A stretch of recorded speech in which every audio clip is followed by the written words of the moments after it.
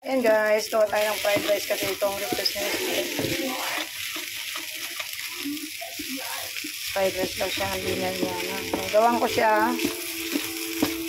Gawin ko siya ng hindi lang. Ito mga tatlong kain nyo to.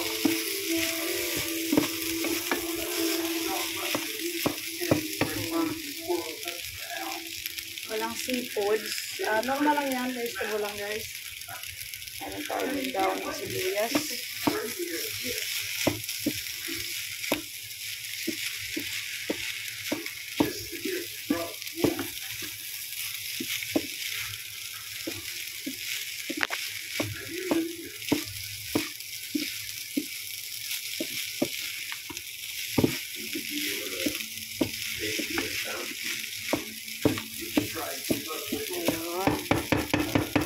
Look good.